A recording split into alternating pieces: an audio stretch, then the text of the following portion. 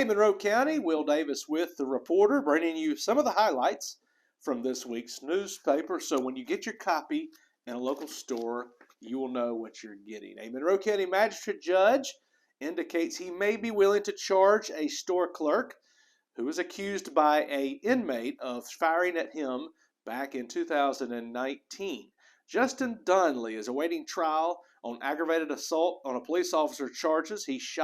He's accused of shooting at a Monroe County deputy on the night of November 5th, 2019. There was a long manhunt overnight, and he wound up at the Rumble Road BP, where Clerk Steve Reese fired a couple of shots at him as the whole community was looking for him and trying to make the arrest. Well, Donnelly has filed to have Reese charged with aggravated assault for firing at him. Monroe County Associate Magistrate Judge Hugh Sosebee heard the warrant request on Tuesday. Find out what he's thinking, what he said, and what Reese's attorney Dustin Buttigieg had to say in this week's Reporter. A Forsyth man is charged with slapping his barber after he was unhappy with his haircut on October 15th at Connett Park. The man's name is Clarence Harris. He's the barber who was cutting the hair of Javario Davis, and Mr. Harris, the barber, told police officer Jeremy Malone that Mr. Davis, after he cut his hair, slapped him in the face, was unhappy with the haircut. The barber has filed charges of simple battery against Mr. Davis. See details in this week's Reporter. In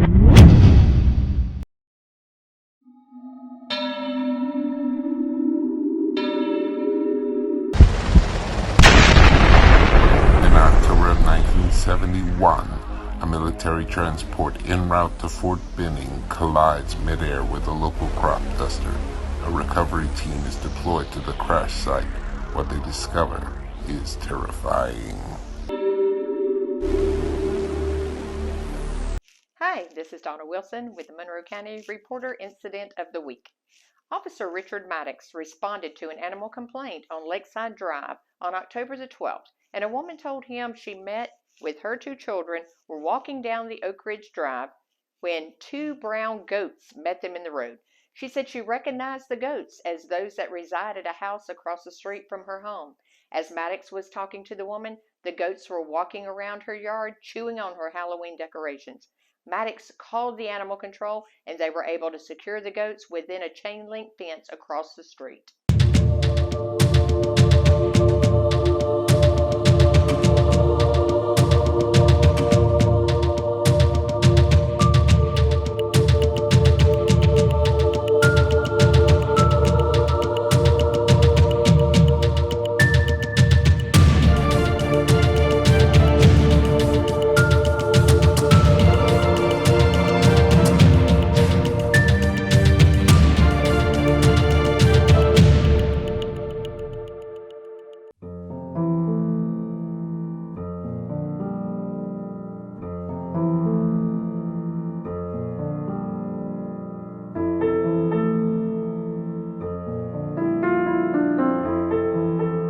Hey everybody, you know the readers of the Reporter know we love our freedom, and the biggest way we celebrate those freedoms is from our Constitution, the First Amendment. Every week we have free expression in the Reporter. We exercise our First Amendment rights, but there's also the Second Amendment rights, the right to bear arms, that is the one that ensures our First Amendment rights.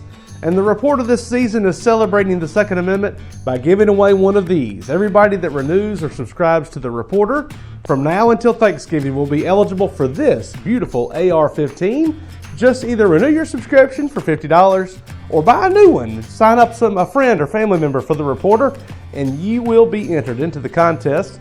We're also giving away a whole box of Winchester ammunition, even maybe more valuable than the gun the way the ammunition shortages have been. So sign up now, get the Reporter, celebrate the First Amendment and the Second Amendment with your favorite local newspaper.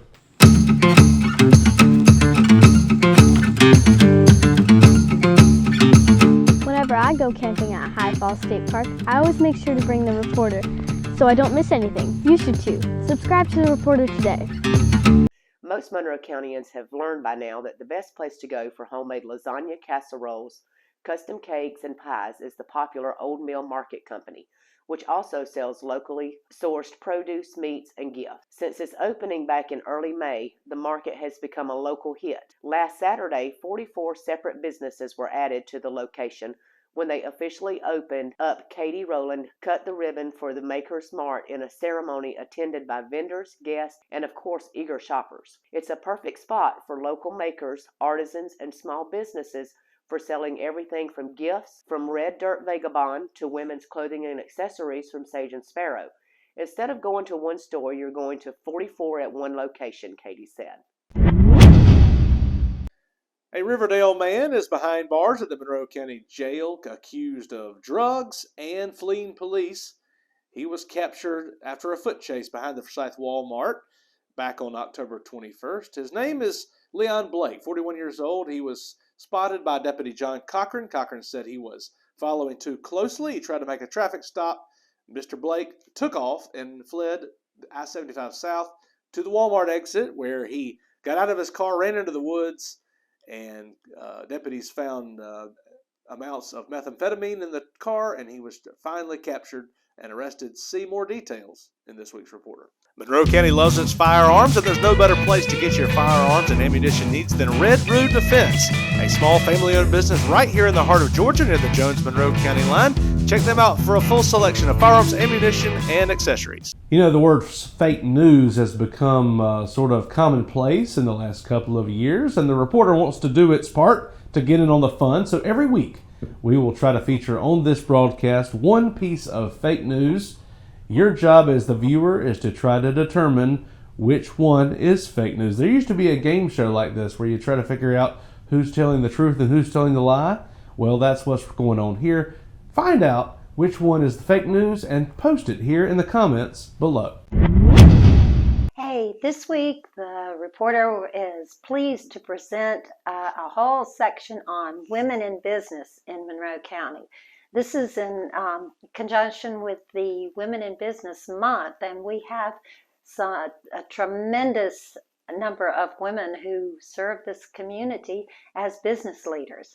And our woman in business for 2021 is Dr. Deana Holliman Smith.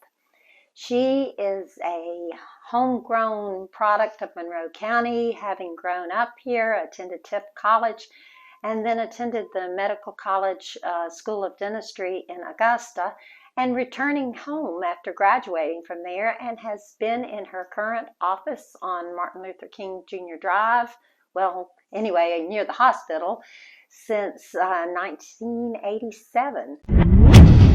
Well, at least 2 motorists have said their car engines are shot after getting gas from the Marathon gas station on Johnstonville Road. The 2 motorists told the sheriff's office that they discovered there was water in their gasoline, the premium gas they bought back in early October, about the time that Monroe County got 10 inches of rain in 1 week. Attempts to reach the Marathon gas station for comment were not returned. Find out more details in this week's Reporter. Whenever I go down to the river to relax, I always bring a Monroe County Reporter. It's the best little newspaper in Georgia. Subscribe today.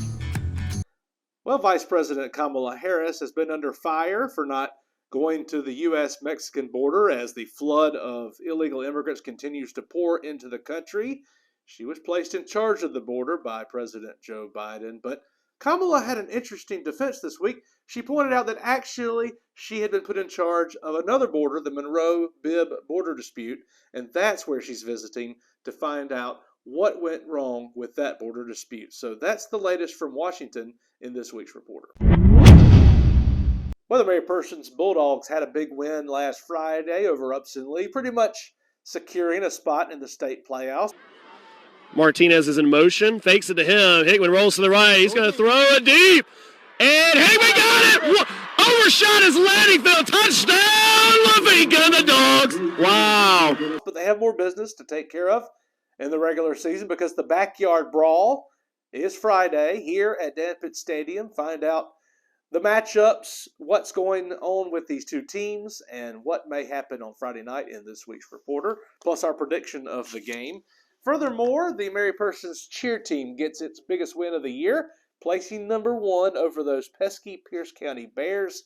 They beat them in a competition at Putnam County over the weekend. Find out all that and much more in this week's Reporter Sports. This is Diane Gladwell with The Reporter, and we are pleased at The Reporter to have landed an interview with Dr. Anthony Fauci, who has been in charge of the country's COVID response. Dr. Fauci, you were telling me, and it's kind of interesting, that subscribing to The Reporter helps fight COVID? That's right, Diane. It seems unusual, but what we have found is that subscribing to The Reporter is helpful in three ways. One, studies have shown that the natural wood products in the newsprint actually build your immune system and wards off the COVID virus. It's very interesting. Number two, of course, you may have seen the video showing that the newspaper can actually be converted into a mask, which has shown great efficacy in preventing COVID spread. And finally, readers get a lot of information about the community, about the latest numbers on the virus, and how the community is handling it. And since I don't want people leaving their homes, The Reporter is the best way to get that information out to prevent them from getting out in the community and being around other people, if you understand. That's interesting, Dr. Fauci. So you're telling me that just getting a subscription to The Reporter can help fight COVID? That is true, Diane, but that's not actually everything I'm trying to say. See, what I'm thinking now is that the COVID virus is constantly evolving. There are variants out of Africa and England and other places. So I don't think one subscription is enough. I am now suggesting that maybe for 6 months a subscription will be okay, but I'm going to suggest 2 or maybe 3 subscriptions to ensure you're totally protected from the virus. That's what the science tells us, and that's what I think people should do. Wow. Well, thank you, Dr. Fauci. This is interesting and a bit surprising. Thank you for stopping in Forsyth to share with us these life-saving truths.